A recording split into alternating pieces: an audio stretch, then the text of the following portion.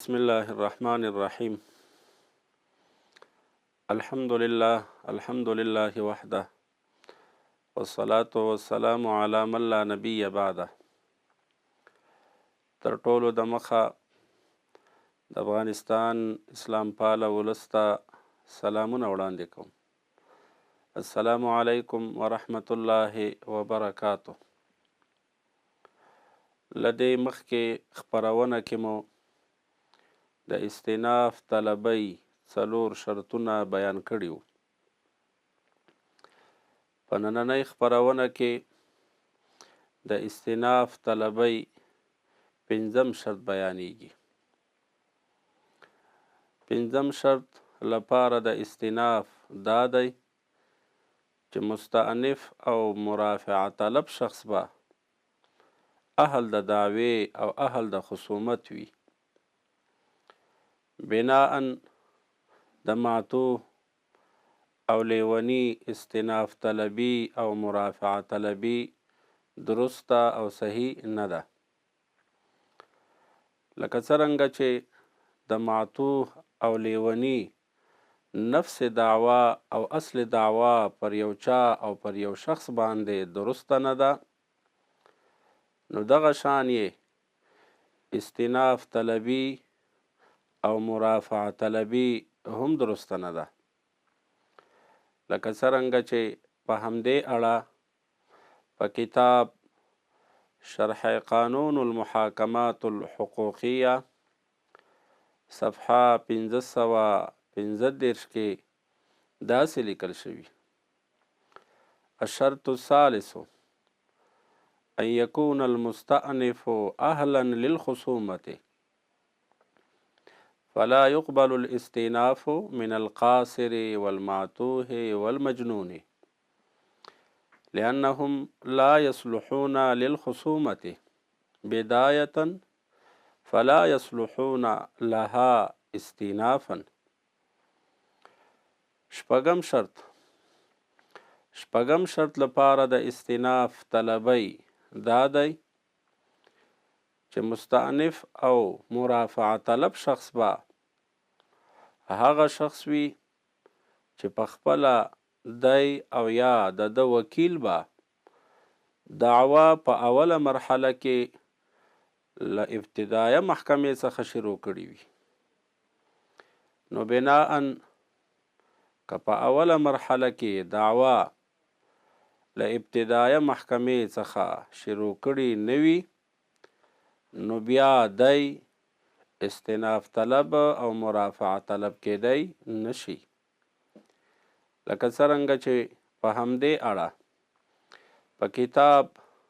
شرح قانون المحاکمات الحقوقیه لسلیم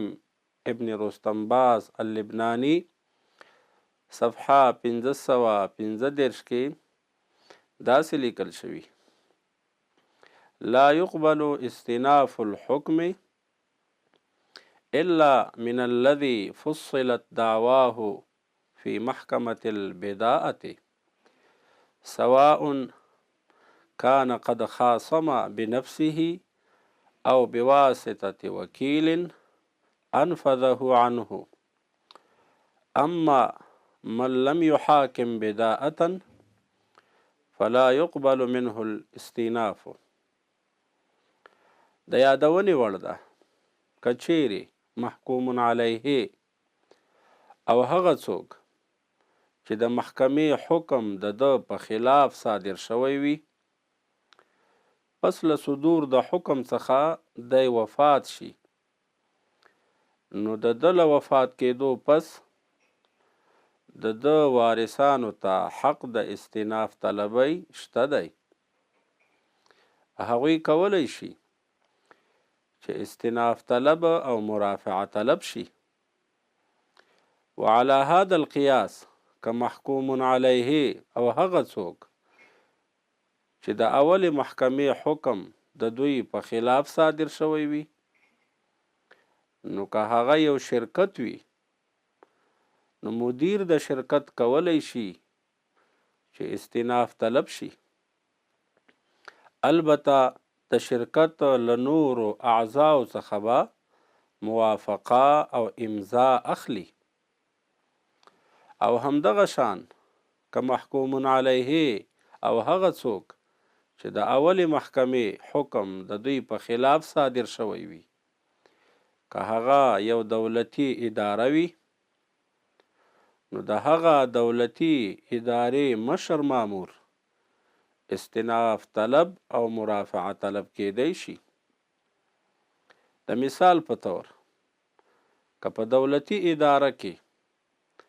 د وقف متعلق دعوه وي او د اولې محکمې لخوا حکم د هغه بل جانب په نفع او د وقف په خلاف صادر شوی وي، نو د اوقافو مسئول او نگران مرافعه طلب او استناف طلب کیدی شي. او همدغه شان که په یو دولتي اداره کې د وزارت مالیې متعلق دعوه وي او د اولې محکمې لخوا حکم د هغه بل جانب په نفع او د وزارت مالیې په خلاف صادر شوی وي، نو د مالیې وزارت مسئول او نگران استناف طلب او مرافعه طلب کیدی شي. او همدغه شان که په یو دولتي اداره کې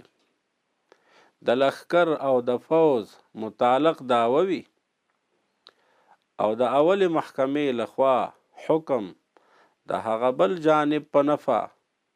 او د لښکر او د فوز په خلاف صادر شوی وي، نو د لښکر او د فوز مسئول او نگران استناف طلب او مرافعه طلب کیدی شي. لکه څرنګه چې په همدې اړه په کتاب شرح قانون المحاکمات الحقوقیه لسلیم ابن رستمباز اللبنانی صفحه 1515 کې داسې لیکل شوي: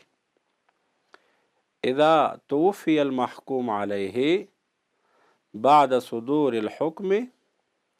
عاد حق الاستئناف إلى ورثته، وإذا كان المحكوم عليه شركة فيلزم أن يقدم الاستئناف من مديرها الماذون بإدارة إشغالها وبتوقيع الإمضاء عن بقية الشركاء.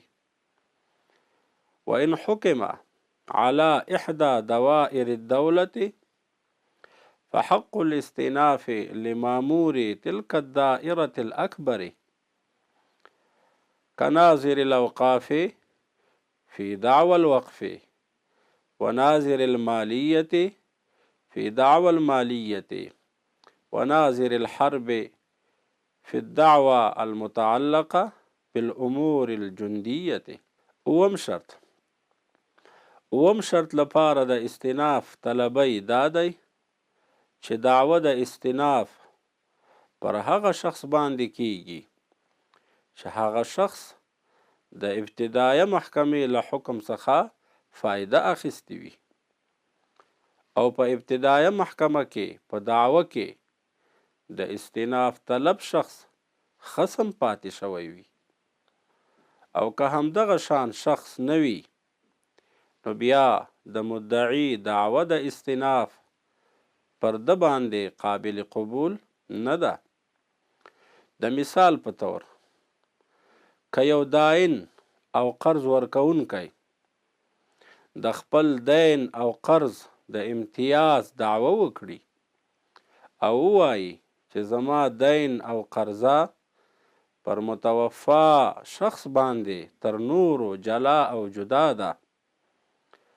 او زه زیات او اول مستحق د دې یم چې ماته د متوفا شخص له ترکې څخه زما خپله قرضه راکړئ، او داسې مو وایي چې ما د خپل قرض او دین د توثیق او مضبوطوالي پر خاطر له متوفا شخص څخه رهن او ګروي اخیستې او اخیستل شوی رهن او ګروي اوس هم له ما سره موجود ده، نو له دې وجې زه زیات مستحق یم له نورو قرضدارانو څخه په ترکه د متوفا کې او حالا کې ترکه د متوفا هم مستغرقه بالدیون وي، یعنی له متوفا څخه دومره ترکه پاتې وي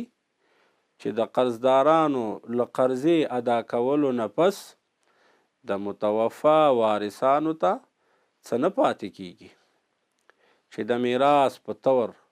وارثانو ته ورکړل شي. نو په دغه صورت کې که محکمه د دغه داین او قرض ورکوونکي چې د متوفا رهن او ګروي هم ورسره موجود ده د په نفع فیصله وکړي نو د متوفا نور قرضداران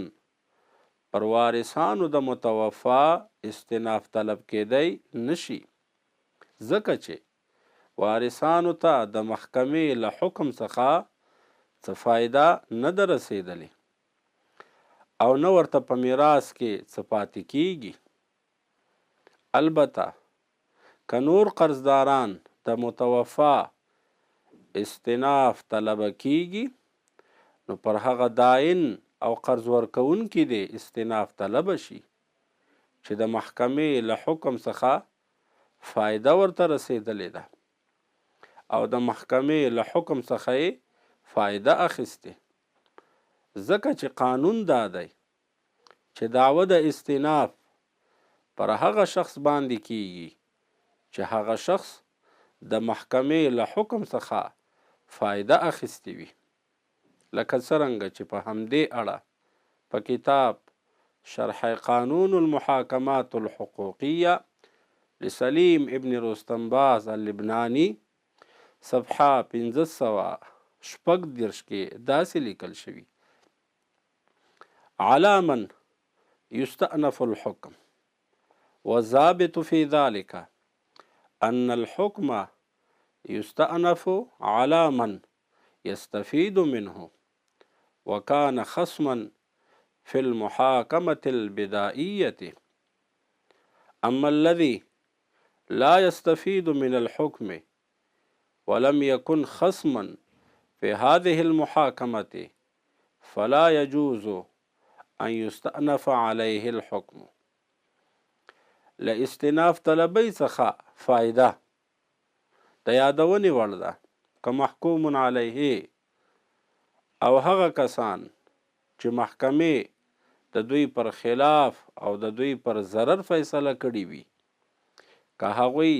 زیات کسان وي او په هغه کسانو کې بعضې کسان محکوم علیه استناف طلب شي او بعضې پکې استناف طلبي ونه کړي، نو که بعضې کسان په محکوم علیهم کې استناف طلبي وکړي او د هغوی د استناف طلبۍ په اساس فیصله له پورته محکمې څخه را نقض شي، نو په دې صورت کې له دغه نقض څخه پس هغه کسان چې استناف طلبي یې نه کوله هغوی ترې فایده نشي اخیستلی، لکه څرنګه چې په همدې اړه د عدلي محکمو په اداري اصولنامه په 272 ماده کې داسې لیکل شوي: د مثال په ډول که یو شخص په 2 تنو باندې دعوه وکړه او په هغو باندې حکم شوی وو، نو په دې صورت کې چې یو تن یې تمیز غوښتی وي، دوهم شخص د فیصلې د ماتېدو په صورت له هغه څخه استفاده نشي کولی، او همدغه شان لکه څرنګه چې په همدې اړه په کتاب شرح قانون المحاکمات الحقوقیه لسلیم ابن رستنباز اللبنانی صفحه 1536 کې داسې لیکل شوي: اذا تعدد المحكوم عليه فاستأنف بعضهم الحكم وتمكن من فسخه فلا يستفيد من هذا الفسخ البعض الآخر الذي لم يستأنف. د استئناف مدت دا یاد لرئ چې په استئناف طلبۍ کې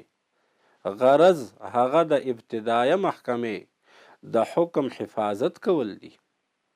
له خطا څخه چې تر کومه حده ممکن وي. یعنی غرض پکې دا دی چې د محکمې حکم له خطا څخه وژغورل شي چې څومره ممکنه وي. نو بناءً مناسبه دا ده چې لپاره د استئناف طلبۍ باید وخت معلوم وي. دا د دې لپاره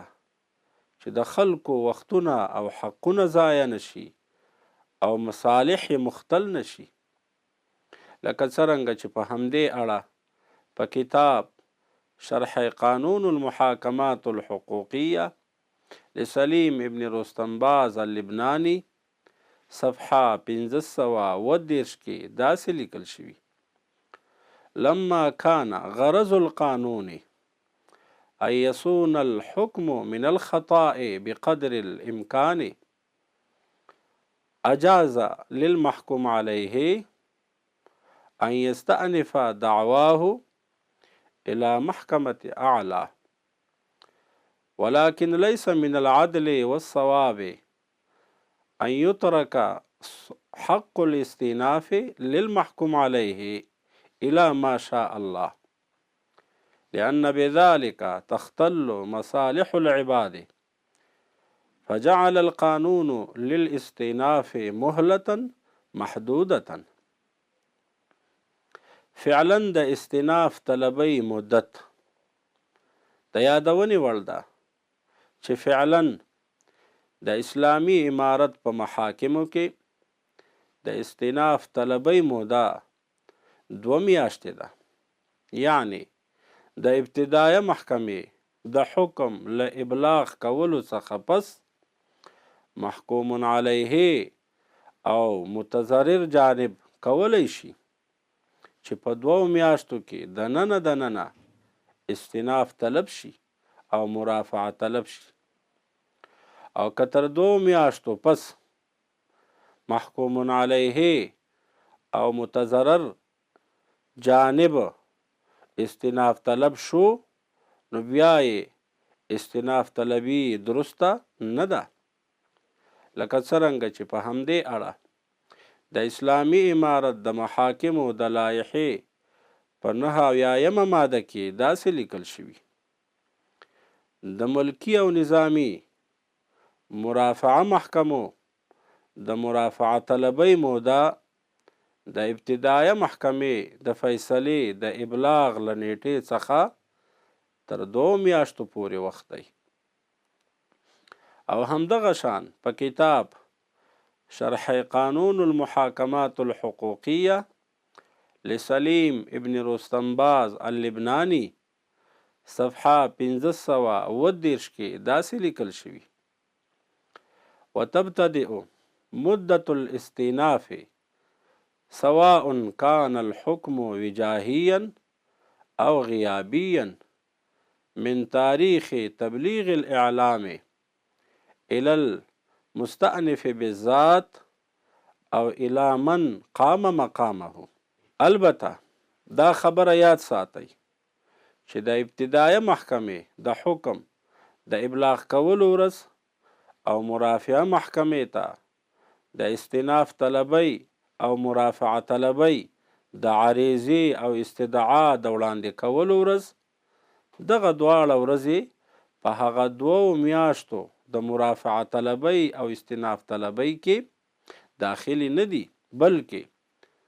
دغه 2 ورځې له هغه 2 میاشتو څخه مستثنا دي. لکه څرنګه چې په همدې اړه په کتاب شرح قانون المحاکمات الحقوقیه لسلیم ابن رستنباز اللبناني صفحه 1539 کې داسې لیکل شوي: ثم إن مدة الاستئناف لا يدخل فيها يوم تبليغ الإعلام ويوم تقديم استدعاء الاستئناف لأن دخولهما يقتضي حساب المدة بالساعات، وهذا فيه من الحرج ما لا يخفى. حاصله أن يوم تبليغ الإعلام ويوم تقديم الاستدعاء لا يدخلان في حساب مدة الاستئناف. د یادونې وړ ده چې که پر محکوم علیه د ابتدایه محکمې له حکم ابلاغ کولو څخه پس 2 میاشتې تیرې شي او محکوم علیه او هغه څوک چې د ده پر خلاف فیصله صادره شوې په دغې 2 میاشتو کې استئناف طلبه نشي، نو حق د استئناف طلبی یې ساقط دی. استئناف طلبی نه قبلیږي ولو که هر شخص وي. نو که مرافعه محکمې ته د استئناف طلبی استدعا او عریضه وړاندې کړي، نو مرافعه محکمه به یې موضوع جریان ته نه اچوي، بلکې مرافعه محکمه به یې د استئناف طلبی عریضه مسترد کړي. لکه څرنګه چې په همدې اړه په کتاب شرح قانون المحاکمات الحقوقیه لسلیم ابن رستم باز اللبنانی صفحه 1539 کې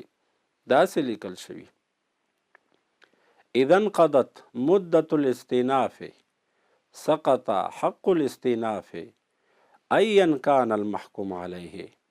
حتى ولو كان قاصرا او مجنونا او وقفا او احدى دوائر الدولة العلية، لأنه لا يوافق المصلحة العامة أن يكون في هذا الأمر استثناء لما يتأتى عنه من عدم استقرار الحق المحكوم به. او ورپسې عبارت کې داسې لیکل شوي: وذهب غيرهم وهذا رأي الجمهور إلى أن رد الاستئناف لتقديمه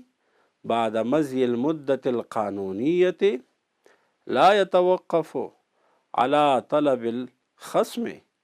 بل على المحكمة أن ترده. وآخر دعوانا أن الحمد لله رب العالمين.